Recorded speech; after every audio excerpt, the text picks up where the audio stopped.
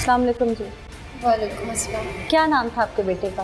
मोहम्मद साकिब। कितना अर्सा हो गया था आपकी शादी को? 19 साल। 19 साल। और क्या उम्र थी साकिब की? 17 साल। 17 साल। पहला बेटा था आपका। जी। इस 19 साल ज़िंदगी में आपकी क्या रिश्ता इज़्दिवाज में कोई तलखियाँ थी, कोई परेशानियाँ थी? जी। क्या?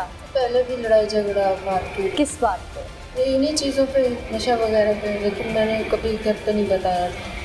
मंशियात के आदी थे आपके शौहर? जी। किस चीज़ का नशा करते थे? सिगरेट, चरस वगैरह। अच्छा। मुझे इतना नहीं इन चीज़ों के बारे में पता, लेकिन अभी काम भी कोई कुछ करते टाइम थे? पहले आइस वगैरह भी। आइस भी करते थे? जी। अच्छा, तो आपने घर में अपने पेरेंट्स को, बहन भाइयों को कभी बताया? ये मैंने जब देखा तभी पता चला, फिर बताया। अच्छा। उस वक्त लड़ाई झगड़ा भी ज़्यादा हो गया। लड़ाई किस बात पे ज़्यादा होती थी? कमाने ना कमाने पे, या नशा करने पे, या वैसे आपको मारपीट करते थे नशा करके? 4 बच्चे हैं आपके, इस दफ़ा ऐसा क्या हुआ? इस दफ़ा उन्होंने बहुत ज़्यादा मारा पीटा। आपको? जी। फिर? भाई मेरा इधर कर लिया। अच्छा। जी, बच्चों को भी साथ में ले लिया। फिर? ये मेरे पास ही रहते थे, फिर इनके अब्बू ने बुलाया कि मुझे मिल जाएं, बच्चे मिल जाएं? बच्चों को मिला दो। अच्छा। तो इनको भेजा था मिलने के लिए। उस दौरान आपका बच्चों से टेलीफोनिक रब्ता था? एक आध दफ़ा बड़े वाले बेटे से बात हुई। फिर ये अप्रैल में एक्सीडेंट पे आपके 2 बच्चे वापस आए, जी।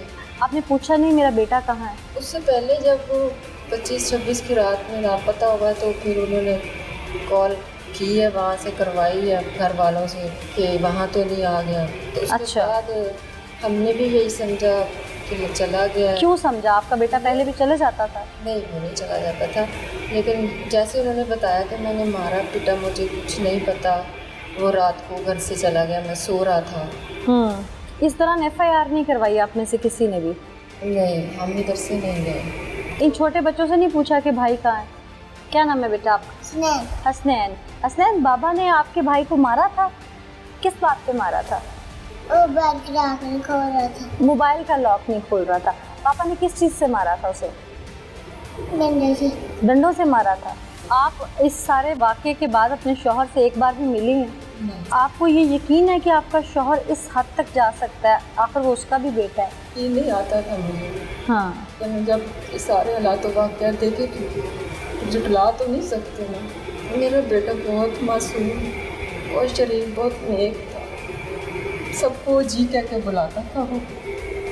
मम्मा जी, और पापा जी बुलाता था सबको। अगर आंटी है तो आंटी जी बुलाते, तो वो ऐसा इतना मतलब शार चलाक या बदज़ुबान इस तरह का नहीं था वो। आप माँ हैं, इंसाफ के लिए क्या चाहती हैं? मुझे मेरे बच्चे की इंसाफ चाहिए। क्या इंसाफ चाहती हैं? जैसे मेरे बच्चे के साथ इतना जुल्म हो रहा है, जुल्म को भूला तो ऐसा ही होता है।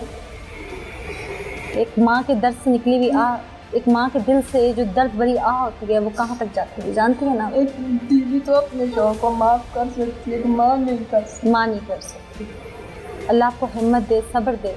हमारी हर तरह की हमदर्दी आपके साथ है। हमें इंतहाई अफसोस है इस सारे मामले का। मेरी पूरी टीम को, हमारे पूरे इदारे को, नियो TV की जानिब से हम इज़हार अफसोस करते हैं आपके साथ, और हर मौके पे हम आपके साथ खड़े होने की यकीन दहानी भी करवाते हैं। आप बहन हैं, बहनें तो बड़े बहन भाइयों का बड़ा प्यार होता है। कभी भी उसने मुझे हाथ नहीं उठाया, कभी डांटा नहीं। अक्सर उसे जब भी काम होता था वो मुझे कहता था आप कीजिए। आपको लगता है आपके वालिद ने ऐसे किया? हाँ जी। आपको क्यों लगता है?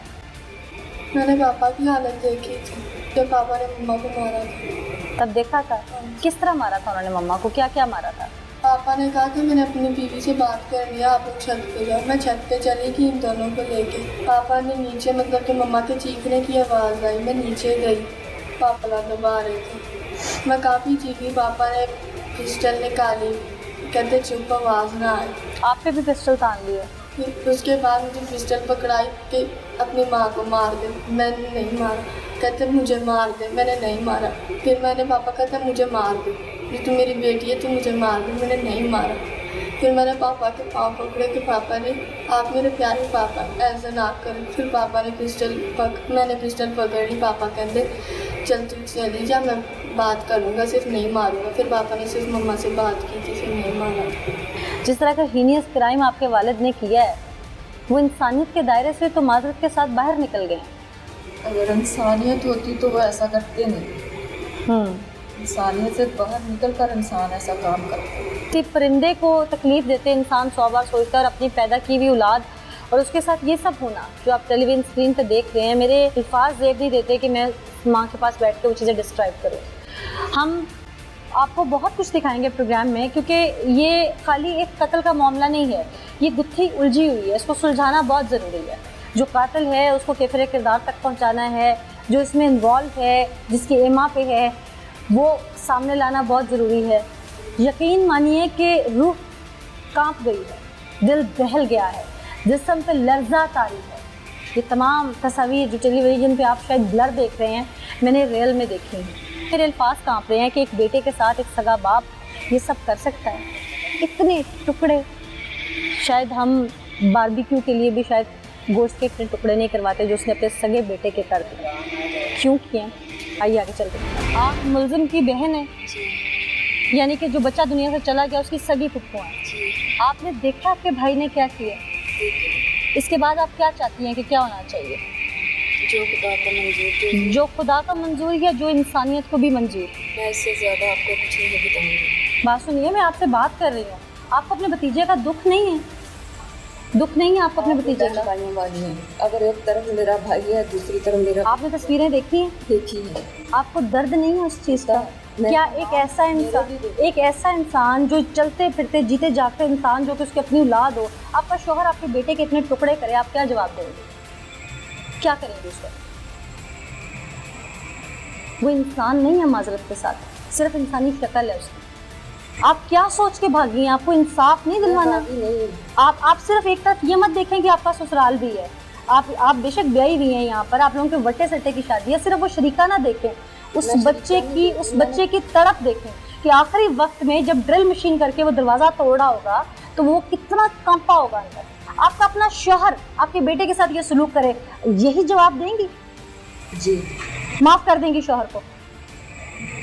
अगर आप पता होगा मुझे कि मेरा शौहर नशे में था या उसका दिमाग ख़राब था, तो फिर तो कुरान में आप भी जानती हैं और मैं भी जानती हूँ क्या कि नशे में किया हुआ जुर्म और पागलपन में किया हुआ जुर्म माफ़ हो जाता है। आप मुझे कुरान के हवाले माफ़ी के लिए दे रही हैं? मैंने माफ़ी नहीं मांगी। आपने मुझे हवाला दिया है कि कुरान में माफ़ी के लिए कहा गया है। पागलपन और नशा दो अलग चीज़ें हैं। पागलपन एक बीमारी है, बीमारी अल्लाह की तरफ से आती है, ये बात मैंने नशा अल्लाह की तरफ से नहीं आता, समझे इस बात को। ये दो अलग चीज़ें। आपके लिए मैं कहूँगी कि आप किसी आलिमा से पहले तफसीर पढ़ें, फिर कुरान का हवाला दें। ये बहुत पाक किताब है और ये ले डूबेगी अगर झूठा हवाला दिया तो। जानती नहीं आप इस चीज़। कुरान में लिखा गया है कि नशा ही एक जुर्म है। कुरान को तफसीर से पढ़ें। पढ़ा है ना? मैं नहीं पढ़ा, आप लोगों ने इसकी तशरीह कर दी है। कुरान को तफसीर से पढ़ें, उसमें लिखा गया है कि पहले एक गुनाह और वो गुनाह करके दूसरा गुनाह, उसकी डबल सजा है।